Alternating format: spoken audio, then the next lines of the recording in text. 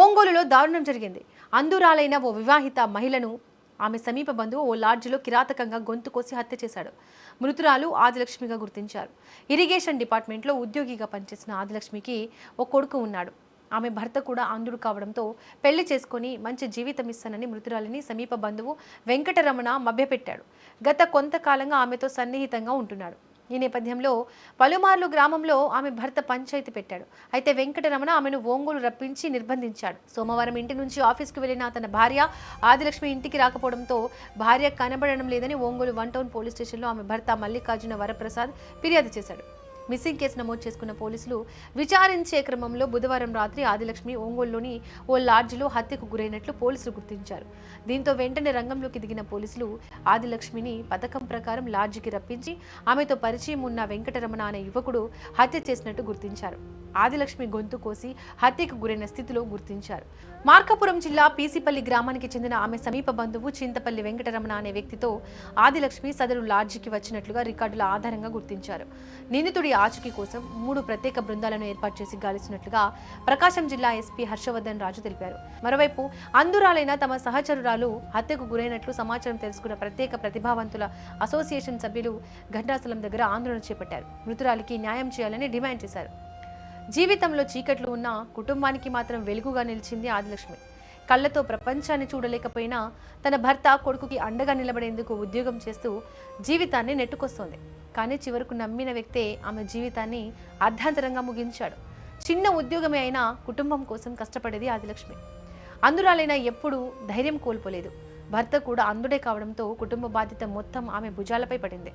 ఒక్క కొడుకును మంచి స్థాయికి తీసుకెళ్లాలని ఎన్నో కలలు కంది. ఆమె బలహీనతను ఆసరాగా తీసుకున్నాడు సమీప బంధువు వెంకటరమణ. మంచి జీవితం ఇస్తానంటూ మాటలు చెప్పి దగ్గరయ్యాడు. నమ్మకంతో మాట్లాడిన మహిళను చివరకు అదే నమ్మకం ప్రాణాలు తీసేలా చేసింది.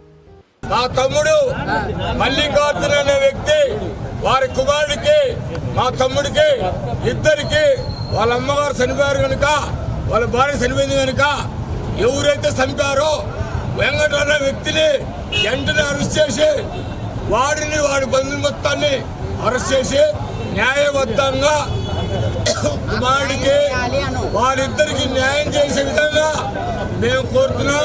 ఒంగోలు 1 టౌన్ లిమిట్స్లో శ్రీరామ లాడ్జ్లో ఒక బ్లైండ్ ఉమెన్, ఆమె నేమ్ వచ్చి ఆదిలక్ష్మి అని చెప్పి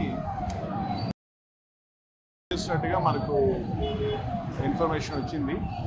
యాక్చువల్గా దీనికి సంబంధించి వాళ్ళ హస్బెండ్ ఆమె మిస్ అయింది నిన్నటి నుంచి అని చెప్పి మిస్సింగ్ కంప్లైంట్ మనకి ఇవ్వటం, ఆ మిస్సింగ్ కంప్లైంట్ మీద మన ఆఫీసర్స్ అంతా కూడా టెక్నికల్ అనాలిసిస్ అంతా చేసి ట్రేస్ చేస్తే వాళ్ళు ఈ లాడ్జ్కి వచ్చినట్టు తెలిసి మనం ఈ లాడ్జ్లో వచ్చి చూసిన మీద తను శవమై ఉంది.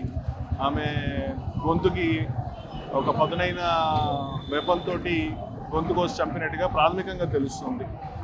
సో దీనికి సంబంధించి ఇంకా వివరాలు తెలియాల్సి ఉంది. అయితే నిన్న ఈమె ఎవరితో వచ్చిందనే దాని గురించి కూడా మనకు లాడ్జ్లో ఎంట్రీస్ చూసినట్లయితే వెంకటరమణ అనే వ్యక్తితోటి ఈవిడ వచ్చినట్టుగా మనకు తెలుస్తుంది. సో వెంకటరమణ కూడా వీళ్ళకి బంధువు అవుతారని అంటున్నారు. అది ఇంకా మనం వెరిఫై చేయాల్సి. ఇప్పుడు అన్నీ నేను చెప్పాయని కూడా ప్రాథమికంగా మనకు తెలిసిన ఇన్ఫర్మేషన్.